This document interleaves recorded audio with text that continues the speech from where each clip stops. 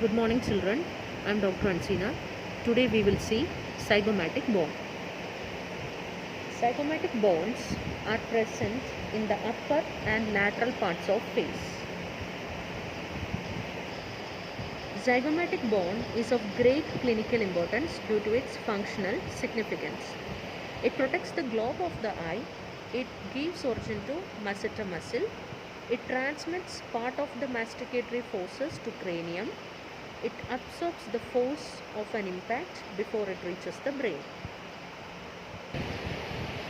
Each zygomatic bone has three surfaces. Lateral, this is the lateral convex surface. This is the temporal surface. Okay, this is the temporal surface inside. Okay, inside you have the temporal surface and orbital surface. This is the orbital surface. Okay, so zygomatic bone has three surfaces: lateral, temporal and orbital surface. Then it has got five borders.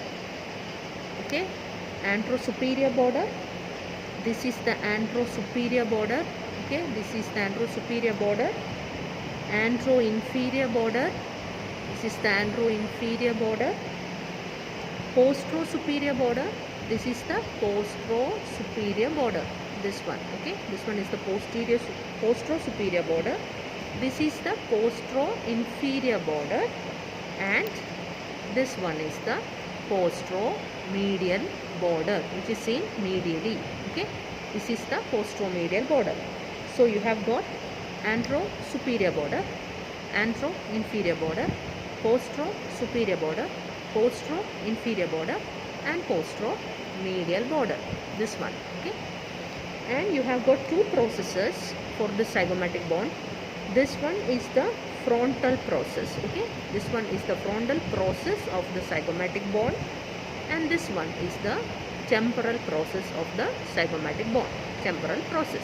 This is the frontal process, this is the temporal process. Regarding the side determination of this bone, okay, the thick frontal process should direct upwards. Okay, this is the thick frontal process which is directing upwards. Outer surface is convex. Okay, your lateral surface. Okay, lateral surface is convex, and the posterosuperior border is looking like italic alphabet F. Okay, posterosuperior border is looking like italic alphabet F. So this is your left zygomatic bone. Okay, so in this colored skull,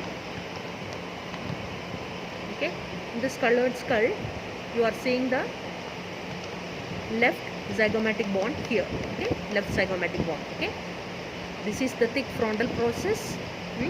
This is the posterosuperior border, and this is the convex lateral surface of this colored skull of this zygomatic bone. So now we will see the surfaces in detail. Okay, so this is the lateral surface. As you know, it is convex. Zygomaticofacial foramen is present near the orbital border. Okay, present near the orbital border, otherwise known as anterosuperior border. Zygomaticofacial foramen, this is the foramen. Okay, it is present near the anterosuperior border, which is otherwise known as the orbital border. It transmits, this foramen transmits zygomaticofacial nerve and vessels. Okay, it transmits nerve and vessels, zygomaticofacial nerve. Area below this zygomaticofacial foramen gives origin to two muscles. Okay, origin of two muscles. You have the zygomaticus major muscle here. Okay, posteriorly. So zygomaticus major muscle originates from this area. Okay, and zygomaticus minor originates from this area. Okay, area below the zygomaticofacial foramen gives origin to two muscles. Here you are having the zygomaticus major, okay, and zygomaticus minor. Anteriorly minor, posteriorly major. Now we will see the temporal surface. Okay, this is the temporal surface. This one, okay, is the temporal surface. Its anterior part, okay, this is the anterior part. It is rough for articulation with maxilla. Okay, this anterior part, this rough anterior part is, okay, articulates with maxilla. Its posterior larger part is smooth. Okay, posterior larger part is smooth, and it forms the this one forms the anterior boundary of temporal fossa. Okay, this posterior smooth part. Okay, and close to the postero-inferior border. This is the postero-inferior border. Okay, you know that this is the postero-inferior border. So close to the postero-inferior border, this surface, okay, this temporal surface provides attachment to masseter muscle.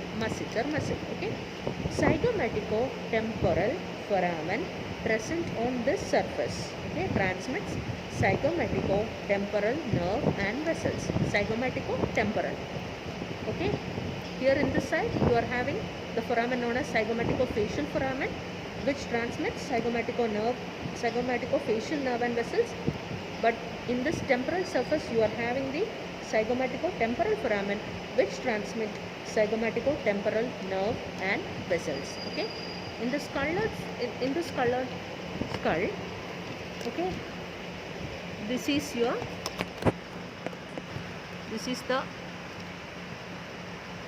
the temporal surface, okay, temporal surface of the zygomatic bone, and its rough part will articulate with maxilla. Okay, this red one, okay, this is the maxilla.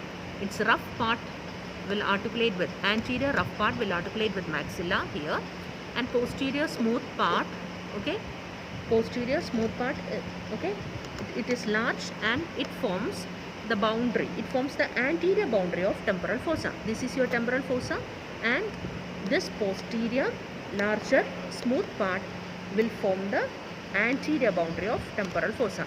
Here you are having the temporal fossa, and this forms the anterior boundary of temporal fossa, posterior large smooth part of the temporal surface.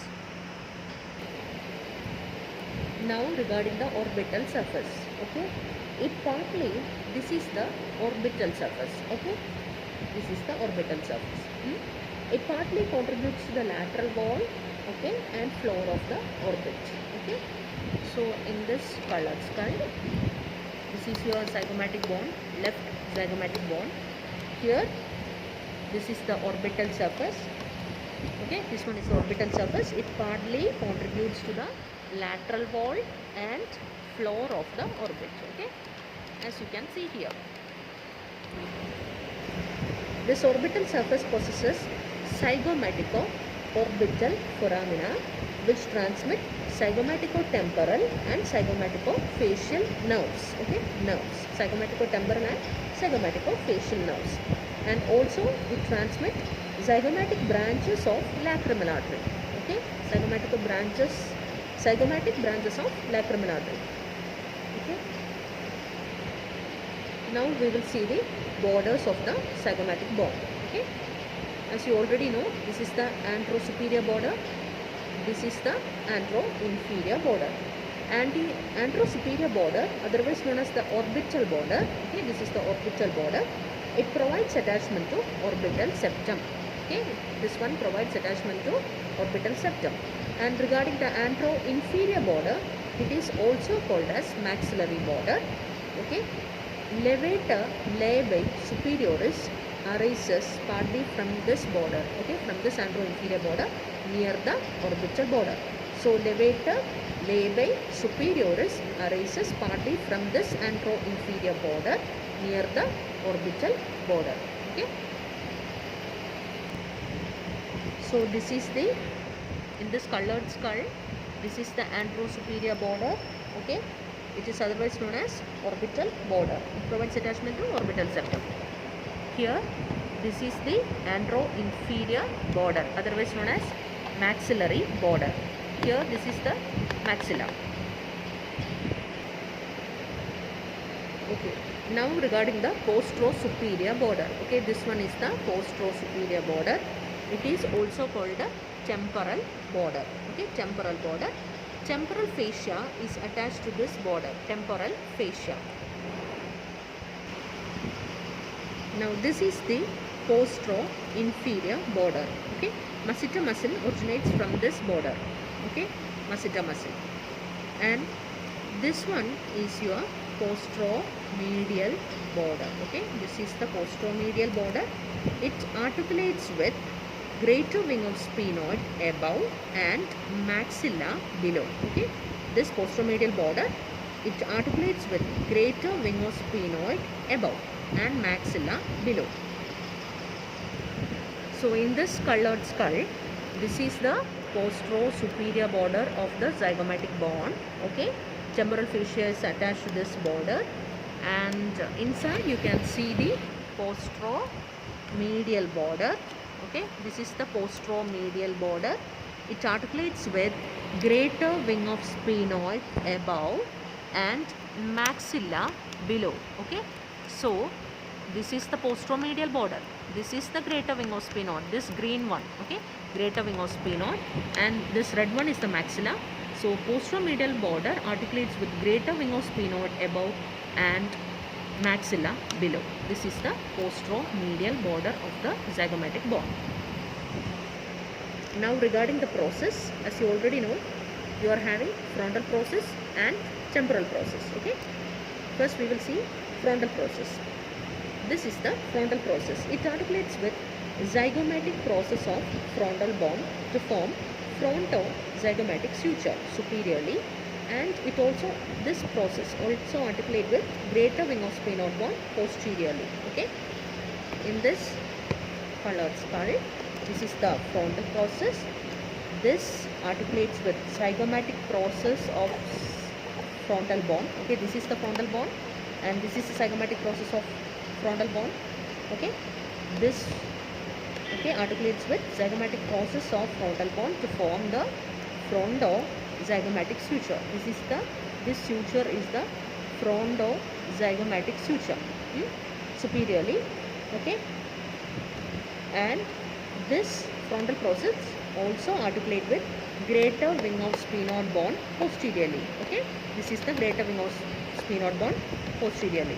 Okay, so frontal process articulates with zygomatic process of frontal bone and greater wing of sphenoid bone posteriorly. Now another thing, okay, this is the Wittnall's tubercle. Okay, this one is the Wittnall's tubercle. It is present on the frontal process, that is on its orbital aspect. Okay, orbital aspect of the frontal process.